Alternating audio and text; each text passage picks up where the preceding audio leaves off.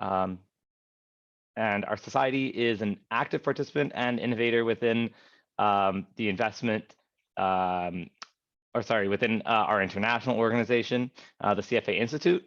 We're also a member of the CFA Societies Canada, which promotes advocacy efforts to our federal and provincial regulators. And we provide our members with professional development opportunities and educational opportunities, like the one you're joining us for right now.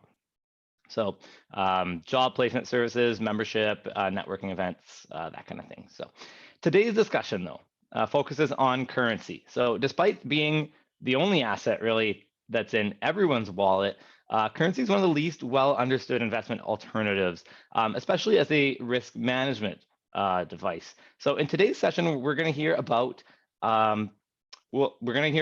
the many attributes that can make active currency investing such an attractive addition to an investment portfolio. So we'll also have a few minutes at the very end.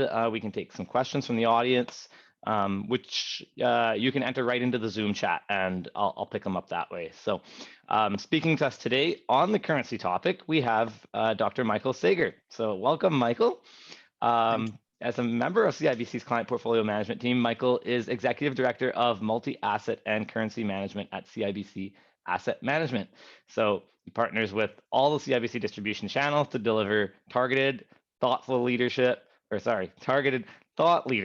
education, and investment advice and perspective to clients and consultants. So Dr. Sager has also been an asset allocation consultant at Align Invest Management, portfolio manager at CPP Investment Board, fixed income currency strategist at Wellington Management, head of currency research at JP Morgan and Putnam Investments, and an economist at the European Central Bank and Bank of England. So you've got a little bit of experience on your side there. So without further ado, welcome, Michael. Thank you, and apologies straight away for the noise. Thanks, Vivek. I know that there's a lot of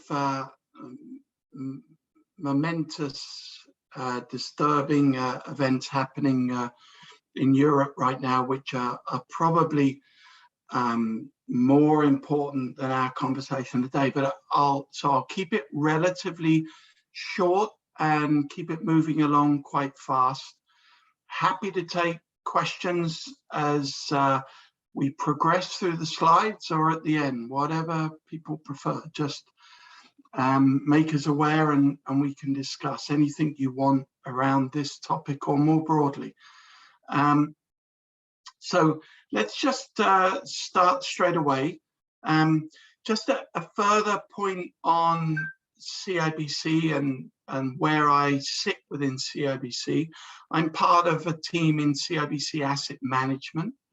And so in terms of the three components of the CIBC family that you can see in the graphic on the screen, for instance, I sit within commercial banking and wealth management, but clearly have relationships and interactions with the other parts of our business too. So it's a very encompassing organization. And we've already spoke a little bit about ESG and the importance of ESG as we go through some of my slides. Certainly as it pertains to our investment capabilities across CIBC Asset Management, ESG is an important focus for our firm. I will give you a little bit of color on that today, and then of course we can dig in more as there is interest and time. So that's just a little bit about where I sit within the organization and the overarching structure. To the subject at hand, currency is, as Vivek said, not particularly well understood by the industry as a whole. So one thing I wanted to do was just step back a little bit before we dive into currency as an active investment opportunity. I wanted to contrast that with another feature of currency in portfolios, and that's strategic hedging, because oftentimes I think investors merge those two together. And that to us is not a great thing to do for portfolio results. It leads to suboptimal outcomes.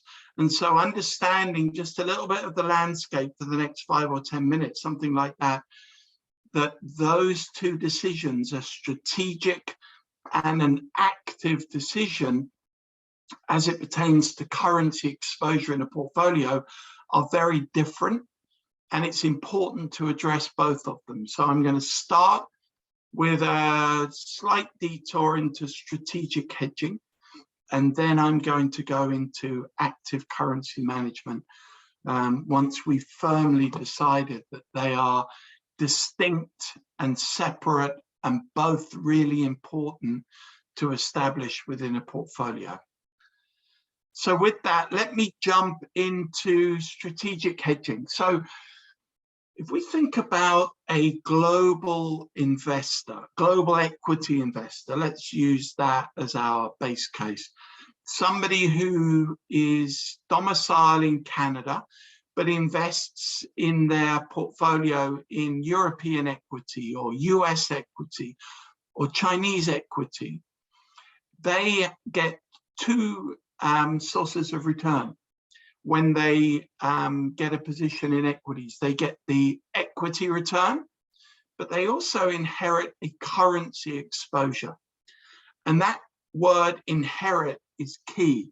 When they made the decision on where to invest their equity portfolio, they thought about equities. They didn't think about equities and currencies.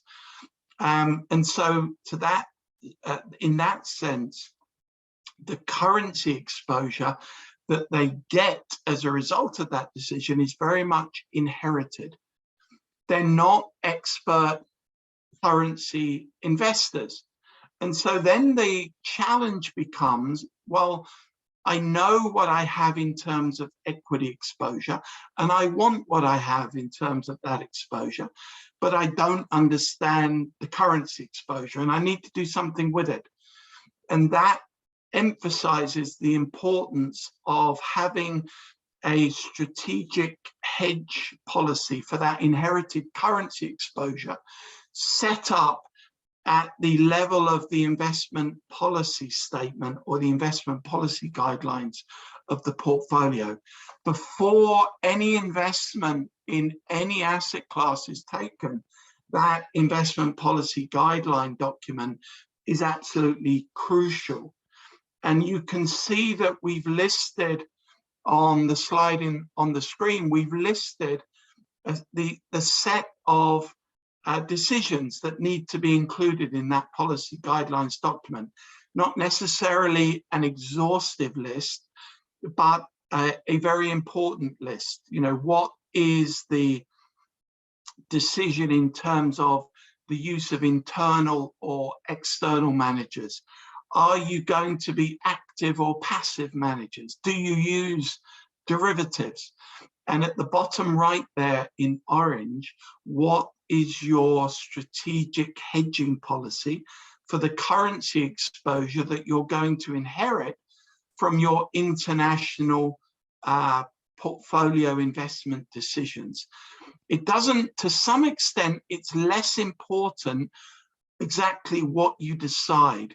The key thing is that you decide something, and you decide it for the right reasons. You monitor it, you maintain it, and everybody understands what that policy is, okay? So that's really important, that you have a strategic hedging decision for inherited currency exposure. And so then we can think about a number of criteria around that strategic currency hedge policy decision. What's the objective? What are we trying to do? Are we trying to minimize portfolio volatility? Are we trying to match liabilities in the portfolios? Are we trying, as another example, to minimize cash flow volatility? The reason you are hedging your strategic currency exposure will have an important impact. It will lead you potentially to a different hedge ratio, depending upon the reason for hedging. Okay, so it's important to understand, why are we doing it? It's not a one size fits all decision here. So we have a policy based on this objective. That leads to a decision about the optimal hedge ratio. Is it fully hedged? Is it fully unhedged? Is it 50% hedged? That can differ depending upon asset class that you're exposed to, countries you're exposed to, or it can just be, for simplicity, a uniform hedge ratio. Again, to some extent, the end point of this journey, the exact design of the policy, is less important than that you have a policy.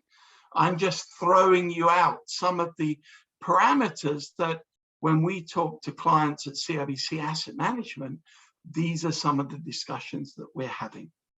But again, it's not one size fits all.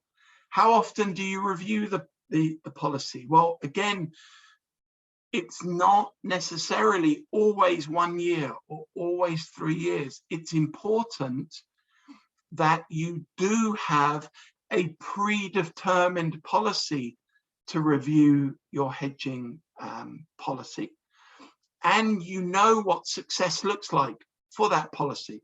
Because again, we often see people who didn't determine what success looks like, and so there's lots of discussion and debate about whether the strategic hedging policy was a success or not, because we have 5 different people in the room and 6 different interpretations of what success looks like. So predetermining what that policy looks like, how often we will review it, and what success looks like are crucial parts of this strategic hedging policy design that's done on day one of portfolio setup.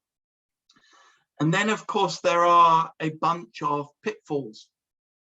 And I've kind of touched on all of them. Failing to establish a policy. You know, the old phrase, indecision is decision, and no policy is a policy, and it will lead to consequences for your portfolio that are not necessarily desirable. So having a policy is important. Not having a policy is a failure that risks significant consequences. As I'll argue in a moment, deciding whether the strategic hedge ratio was a success or not, based upon its return contribution, is probably wrong. And I'll explain why we at CIBC think that in a moment or two. So it's much more going back to, what is the objective? Is it risk minimization? Did it do that? Is it liability matching? Did it do that? Rather than trying to use it as a source of return. That's the second part of our discussion today, completely separate to the strategic currency hedge decision. All right. And then trying to tactically manage the strategic hedge ratio of all the pitfalls. That's probably the one that gets clients, in our experience, into the most difficulties, because it's now a moving target. And that's always a problem. So distinct decisions. There are a set of strategic decisions in a portfolio, of which one is the long-term currency hedging decision. And then there are a set of tactical or active decisions, of which we're going to talk about the way that currency fits in that, but they are completely separate. And whenever people mix them, it doesn't always end well. So that's kind of one of my key emphasis in the conversation today, that strategic decisions are strategic. Everything else is tactical or active, and they should be kept separate. And there are 2 facets to currency. one is strategic and one is active. Okay, and so let me just move along the rest of the slides fairly quickly. I mentioned that we don't think about strategic hedge ratio success in terms of its return performance. Why is that? Well, let's keep the discussion fairly simple. What I've done here on this bar and dot chart is show you returns to the Canadian dollar versus the US dollar.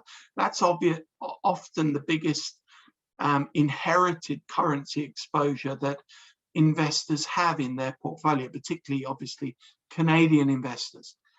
So what do returns to the Canadian US dollar exchange rate look like? So what I've done here is I've put together a chart that spans 51 years of data.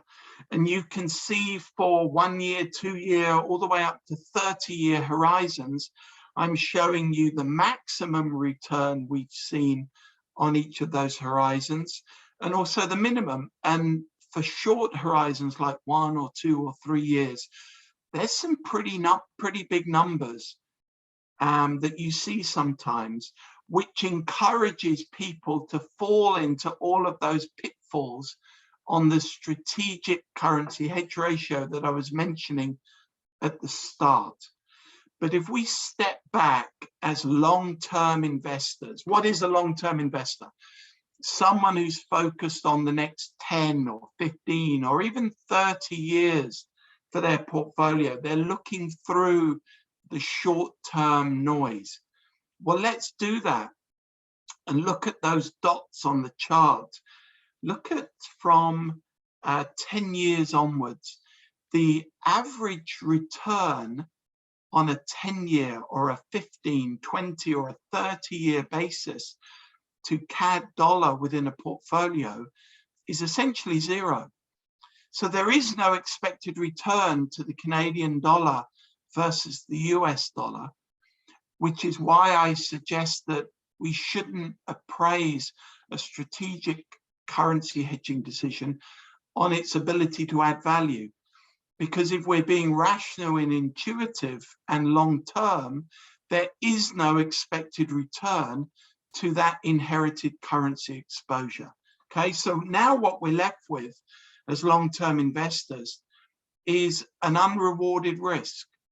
And the question is, what do we do with that unrewarded risk? Do we hedge it? Well, again, it depends on your objective, as well as your base currency. Let's stay with the Canadian dollar base currency example. Whether to hedge or not depends upon volatility and correlation. It clearly doesn't depend on return, because as I've just demonstrated, there is no average return in the long term.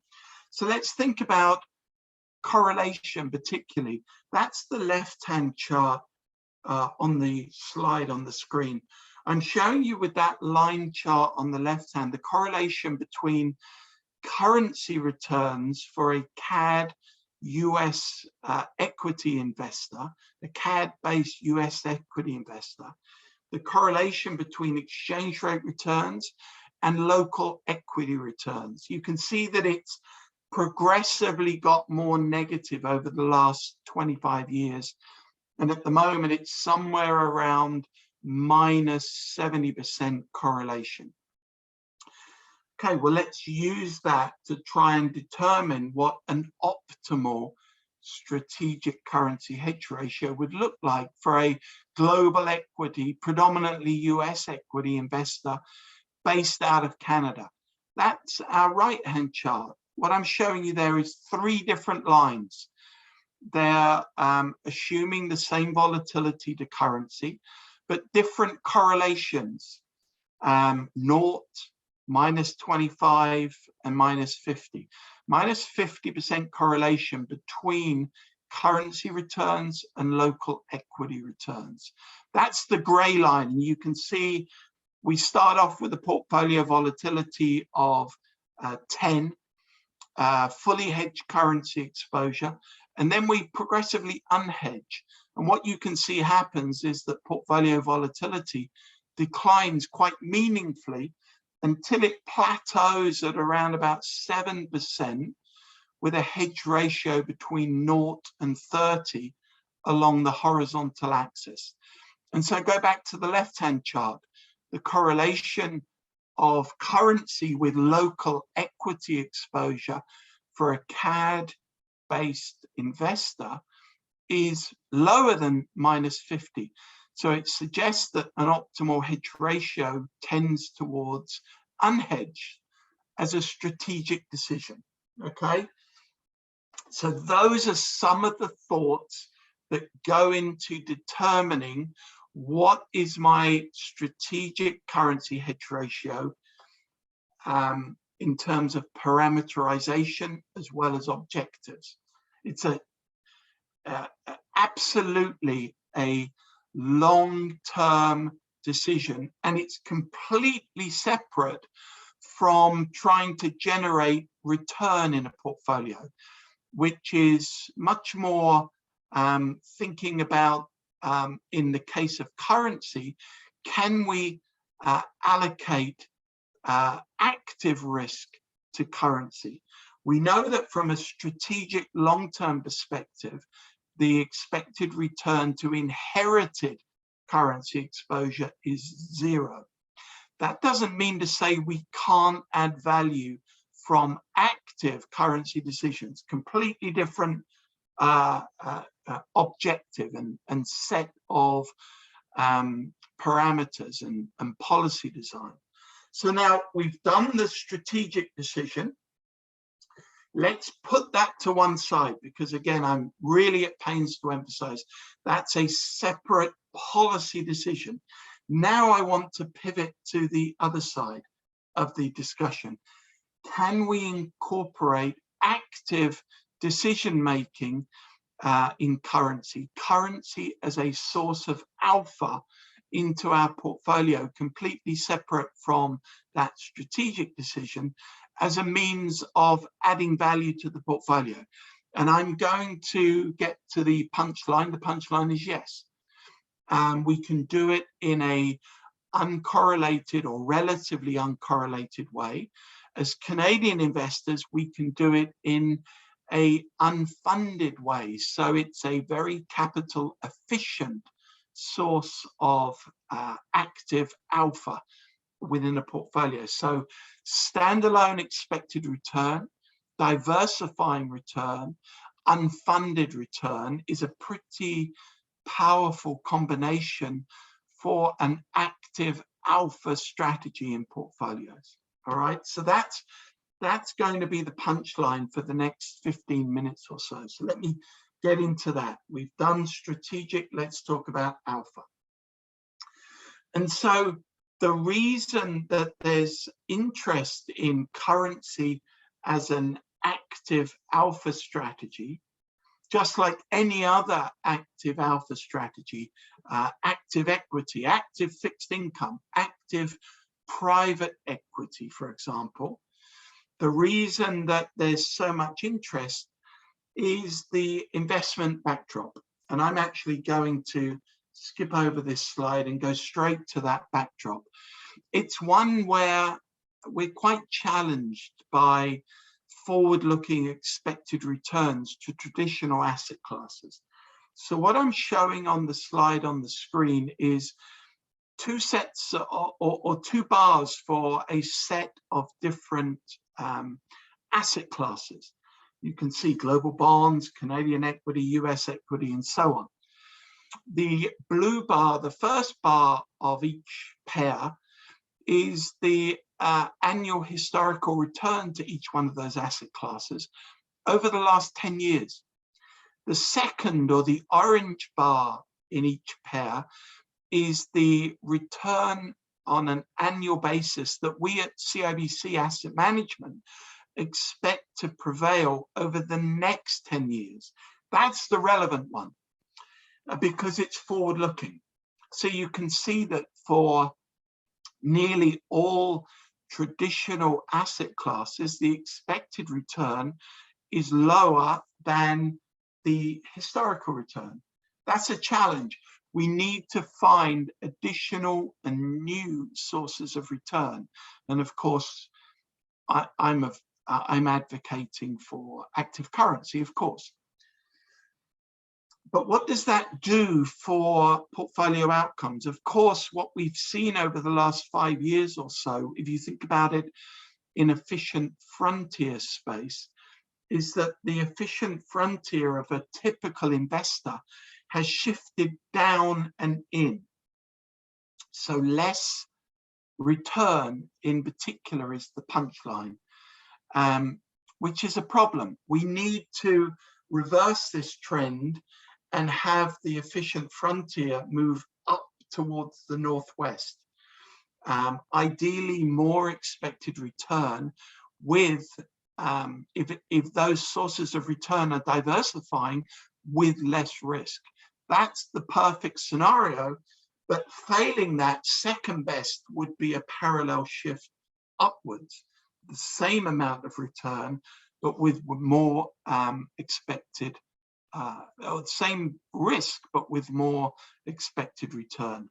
So we need to reverse this malignant shift in efficient frontiers.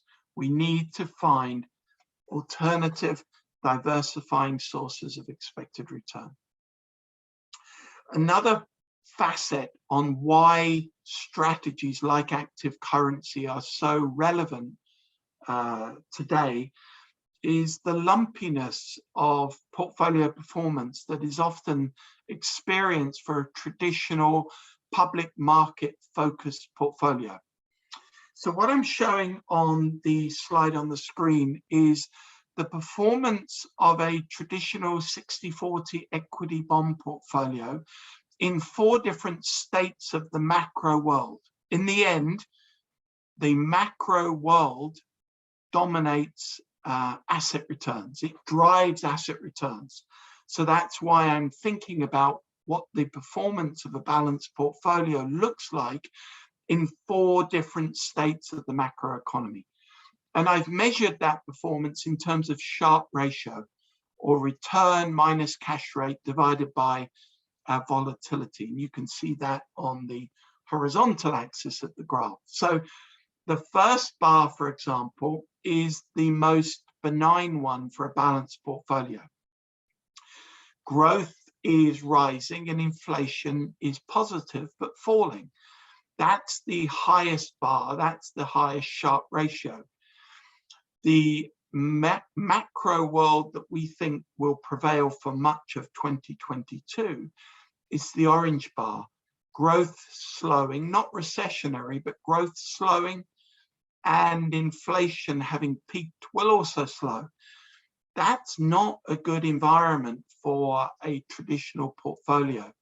So again, the challenge is, can we find alternative sources of return that diversify what we already have in a very capital efficient way to improve the smoothness of our portfolio performance as well as the overall performance? And I would argue that active currency is part of the solution. And I'll demonstrate that, at least historically, in a couple of moments. I wanted to give you a little bit of insight in terms of how investors in active currency, how the portfolio managers actually decide what their portfolio looks like, what currencies to buy, what currencies to short on any given day. And again, what I know best, of course, is the CIBC asset management process. This is not meant to be a sales push though, so I'm going to be very high level and generic about how people think about building a process in active currency. For us, it has 4 stages. We start, it's akin to building a house. You put the foundations down. Well, for us at CIBC, the foundations in currency investing, as with other asset classes, is quantitative factor models. We identify the most attractive or the least attractive currencies. based on factors like value or carry or momentum, for instance, and we rank currencies accordingly. That's what I'm calling stage one. Then we need to think about the macro environment. That's really relevant at the moment, of course, with what's happening in Europe. Is the market positive towards risk? Is its risk sentiment very negative? That's important because different currencies perform better or worse depending upon that environment. The Swiss franc tends to do very well when markets are very stressed. Some of the more pro-cyclical currencies like the Canadian dollar, the Aussie dollar, tend to do much better when markets are risk-seeking. So to understand the market environment allows you to contextualize what your factor quant models are telling you. We think in all of our investment strategies, it's really important to have a quant foundation to your process, but also integrate forward-looking qualitative thoughts. Again, think about what's happening right now in the world. Quant models are backward-looking. They do not have an ability to try and interpret Russian incursions into the Ukraine and the West's sanctions response to that incursion. So it's really important with that one small example to be able to, again, contextualize what the information is you're getting from your quant models with forward-looking judgment. So stage one, rank currencies according to quantitative factors like carry and value. Two, understand the macro environment. Are there currencies or factors that do particularly better or worse in a given environment? And then three, try and interpret the messages from the first two stages of your process with your qualitative insights, so you get a much rounder, much more holistic view of what's driving asset returns. That gives you a fighting chance of generating that smooth, consistent performance that I was talking about a moment ago. Doesn't mean to say you're always going to do it, but you have a better chance of achieving that objective, as well as your long-term return outcome that you're targeting with this much more holistic view of the world. And then, of course, portfolio construction. How much beta do I have in the portfolio? Is it appropriate? Do I want more? Do I want less? Is my portfolio positioning consistent with my top-down world macro view? Is every risk in my portfolio expected to be rewarded? Do I understand every risk? So this is all really important, both from a traditional factor perspective, but also from an ESG perspective. At CIBC, as I said at the start, we are really focused on integrating ESG analysis into our processes. In the active currency process, it's no different. ESG risk factors have an important impact upon the performance of currencies. And it's our responsibility to make sure that we embrace and embed that impact from ESG into our portfolio positioning. When we think about how to do that, we wrote a paper a while back generically talking about this issue. Again, not necessarily from a CIBC perspective, but the challenge is the same as for factors like carry and value. You need to identify the factors you're looking at. Well, here it's E, S, and G. And then you need to map those to measurable data. And that's what I'm calling here on the right-hand side of the chart, ESG indicators. Once you've done that, you can rank currencies again. Which currencies are most attractive on an ESG as well as a fundamental basis, which currency is the least attractive, and putting those two parts together, both from a quant perspective and a qualitative perspective, putting them together allows you to build a very robust portfolio. Okay, so that's just a little bit of color on how to build a portfolio.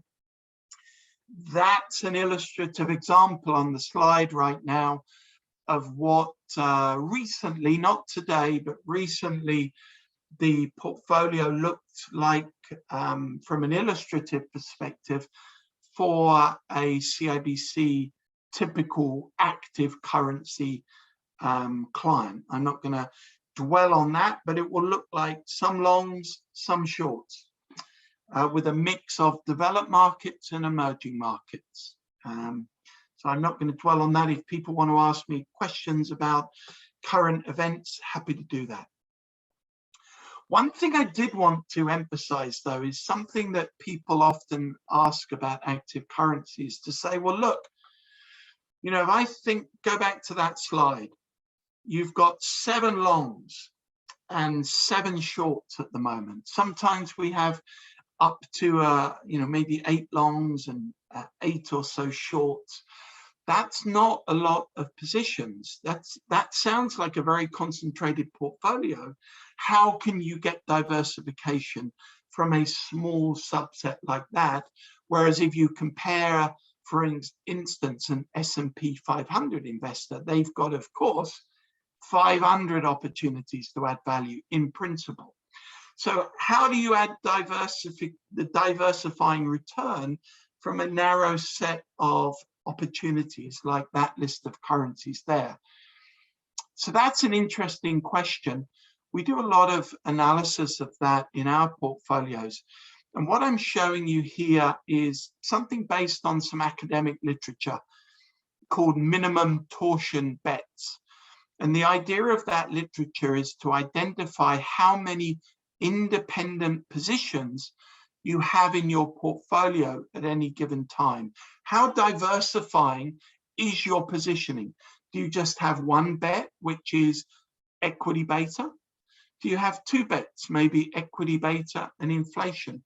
Or do you have many, many diversifying positions in your portfolio that can really enhance, or in your currency strategy, that can really enhance the rest of your portfolio? The answer is, in active currency, although we've got a relatively limited 7 or 8 shorts and longs, we have a number of diversifying positions. You can see the timeline history of the number of diversifying bets or positions that we've had in our portfolio. At the end of 2021, we had 9 different distinct independent sources of return. That's a very diversified portfolio. 9 different sources of return. And we can talk about what they were, but the important punchline is that this is a very diversifying source of return. So let's think about, just to wrap this up, how have active currency managers as an asset class done historically? Do they add value? Well, here what I've done is, in the top table, I'm showing you in the bold, I think it's red, the median performance over 1, 5, and 10 years, a median active currency manager information ratio. You can see over 10 years, 0.33. For reference, I've put the 25th percentile. I've also put the CIBC performance, but I want to dwell on the median performance. And I've compared that with a global equity manager median IR over the same horizons. You can see over a 10-year period, 0.13 for the equity manager. The median currency manager has certainly outperformed the median global equity manager and has added value to a portfolio. So that's important. What does that performance look like? Just to wrap up the last couple of slides. Well, on the left-hand slide here, the lower line, the darker line, I'm showing you cumulative returns since the beginning of 2003 for a traditional 60-40 portfolio.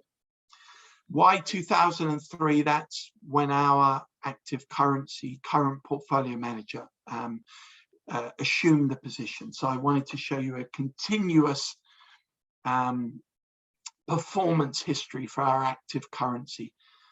And so that's what I'm showing you in the blue line, the cumulative return to a 60-40 portfolio with the addition of an allocation to active currency on top of that portfolio. Remember, it's an unfunded strategy, so you can place it on top of the portfolio without disturbing the capital allocations of that existing underlying portfolio. So it's an overlay in some sense. And so that's the top line. And you can see a strong improvement in cumulative return over the last 18, 19 years. The other thing I was going to draw your attention to is the bottom right of the table, the box that I've put around maximum drawdown. The length of the maximum drawdown over the past 18, 19 years for a 60-40 portfolio has been 57 months. With the addition of an active currency overlay, that maximum drawdown was cut to 37 months. So shorter drawdown, smoother performance. That's not to argue that active currency managers never have a drawdown. Of course they do. But the diversification allows you to cut as well as reduce, cut the length of the drawdown as well as reduce the magnitude of the maximum drawdown. And those are important attributes. How does it do that? Well, I'm going to wrap up here. Diversification. You know, for us, when we think about strategic asset allocation broadly on portfolios, it's about breadth, having as many different sources of return as possible. I talked about how many different sources of independent return there were just in currency. Think about adding currency to an already well-diversified portfolio. The extent of breadth is really wide, and that's beneficial to a portfolio. So we're looking for diversifying accretive sources of return. One way to gauge that is to look at pairwise correlations, both on average, but also during periods of equity market stress. We've color-coded the correlation matrix I'm showing you. So for every cell, every number, it's pairwise correlation between any two of the asset classes in the matrix. I've highlighted active currency in the final column. And as I say, we've color-coded the matrix. The deeper the blue, the more attractive the correlation. The deeper the red, the less attractive the correlation.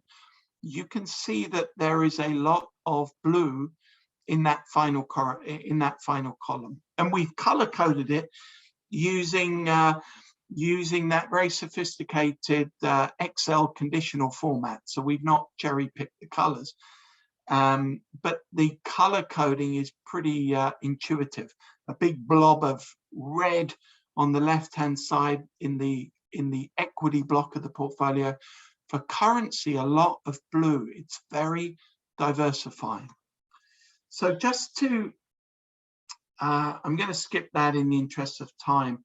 Just to wrap up, the whole objective of strategic asset allocation in the context of current relatively modest expected returns, as I was talking about earlier, is to push efficient frontiers up and in, more return for less risk. That's the perfect outcome, of course. How can we do that? One way we think at CIBC Asset Management it's possible to do that is by enhancing existing fairly traditional portfolios, equity bond portfolios that will always remain relevant, but enhancing those public allocations with alternatives, including liquid alternatives. And of course, currency is the most liquid alternative. So we've done a little simulation here by adding liquid alternatives, including an allocation to active currency. We do indeed achieve that improvement, that reversal in the decline of the efficient frontier. Very final point, how does one allocate to active currency?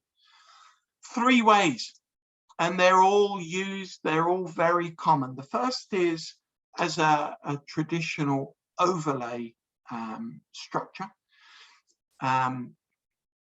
It can be put on top of the existing portfolio. We allocate, for example, a risk budget to active currency that's completely independent to the existing portfolio. Or put it another way, we say, look, our existing portfolio has got an expected return of 6.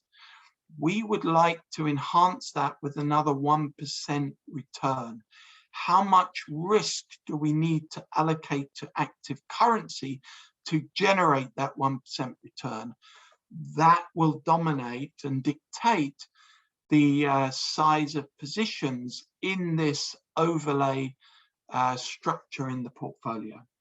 So that's one way to do it. I'm going to flick through to the third approach, which is within other products. So for example, oftentimes global macro strategies embed an allocation to active currency. So by including a global macro liquid alt into your portfolio, you've implicitly allocated to active currency. That's less capital efficient than the first option, which is an unfunded overlay. This would be a funded allocation to a pooled strategy, so not quite as efficient as the first strategy I mentioned, which, as I say, is an unfunded, very capital efficient way of accessing currency as an active strategy. So those are just some of the ideas about how to get exposure to the currency as an active asset class. The final bit of my presentation is to emphasize the orange box, what comes next. And it's really an invitation to you, whether it's to reach out to your consultant or reach out to us at CIBC Asset Management directly. Happy to discuss in more detail or what we've talked about today and how currency might fit in your portfolio as an active strategy, how it might enhance, and what are the costs and benefits of adding active currency. So feel free to reach out, feel free to ask questions in the time that remains. And with that, I'll hand back to Vivek. All right. Thank you there, Michael. I don't see any questions yet in the chat, but maybe just wanted to toss at you here. For active currency, what's the sort of the return or risk target that a pension plan would be using? Yes, good idea. A good question. So we have a full range of risks, very low to very high. So very low return target to very high. But there's a lot of our institutional pension fund clients are coalescing around a return target of 2% a year. And so that requires, in CIBC's world at least, a risk allocation of 4%. So 2% return target, 4% risk allocated to active currency. And that would be accretive to anything else that you have in the portfolio. So that excuse me, that's the common choice. Okay. All right. Actually, we've got one more question here. It's based off of page 16, so I think in your slides. And Jeff is just wondering what happened in 2014 and 15 that would have led to the increased currency returns? 2014, 15. Well, it's 2015. We saw a step up in the cumulative return performance. One of the key things to think about in our process is that, if you recall, everybody, I started off by saying in our investment process we have quantitative models, and a part of that quant models is focused on factor investing, things like value and carry, for instance. Sometimes those factors are expensive. They don't have much expected return. Sometimes, like now, for instance, and back in 2015, they're very cheap. There's a very significant opportunity. When those opportunities come along, when those factors are particularly attractive, we tend to be able to dial up the amount of risk we're taking within the parameters of each client's specific mandate. So the return opportunity back in 2015 was particularly attractive. We identified that was the case based on a number of the themes in the portfolio, like value, and so we dialed up risk. Sometimes there's going to be less opportunity and we dial down risk. It really depends upon the identified opportunity and the investment conviction. That was a particularly good opportunity. Okay. Now, I maybe a bit of a follow-up question there from Jeff is asking, managed or median managed, when it adds 15 basis points, is that gross or net? And what's the cost to generate that? Yeah. So that the median, that's an information ratio of a median IR. So it's not the return. Again, what the return is that comes out of that will be driven by your risk budget. So, for example, if we say you're going to allocate a manager 100 basis points of risk, the median 10-year IR would suggest that you would have got 33 basis points gross of return.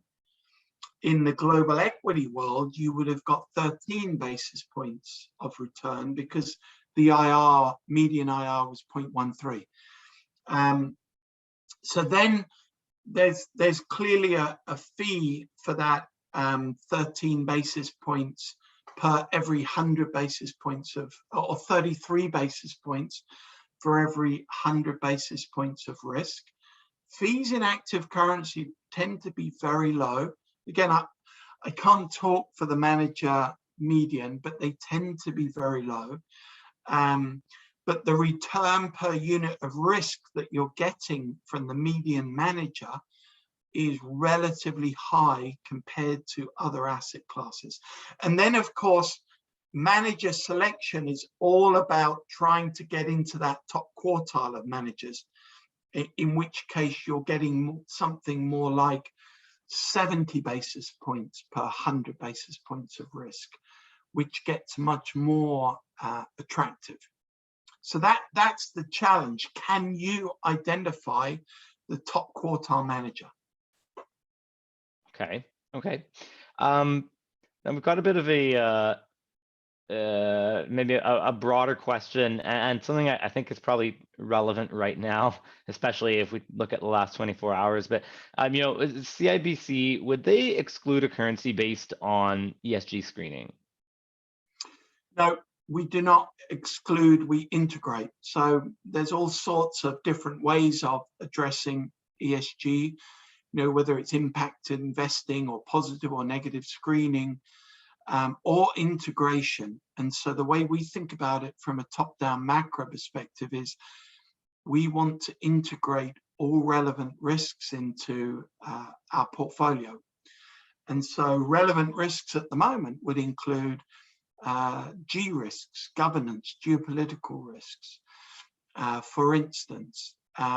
So we integrate, and the calculus we're taking on behalf of clients is we understand what the expected return is to position A or position B. Is that expected return sufficient to reward us for accepting the associated risks? And those risks include E, S, and G risks. So very much, we're not screeners. We don't exclude simply because there is a risk. We exclude if the risk is sufficiently prohibitive. Okay, makes sense. And now another question here. It was noticed that your current currency allocation has Europe underweight, whereas latent currencies are overweight. Just wondering how that plays into the rationale of having 4 different currency or 4 different considerations for allocation. So you said what was overweight? So euros overweight. I don't know if I'm pronouncing it properly, but latent currencies. Oh, LATAM, right. LATAM, yeah, sorry. Yeah, again, it really depends upon what currencies screen as more or less attractive at the moment. European growth has been fairly soggy. So from a cyclical perspective, the outlook for the euro looks weak. If you think about some of the geopolitical risk, it's more likely to be negative for the euro than it is the US dollar, for instance. So that leads you towards a relatively negative outlook for the euro. On the LATAM side, valuations look very attractive. Interest rates, which are an important driver of currencies, are very high. You know, interest rates in Brazil at the short end of the yield curve, 10 or 11%, versus in euro negative. So a number of very positive attributes from Latin America. So, you know, if you put all of the fundamental and ESG analysis together, you get a very positive, constructive view of currencies like Brazil, Chile, for instance, and those are some of the longs we have, and quite a negative view of the euro. So that's why. Okay. All right. It looks like we're basically just at the top of the hour, so maybe we'll kind of cut the questions off there. But we did have some good ones, so appreciate the questions from everyone. And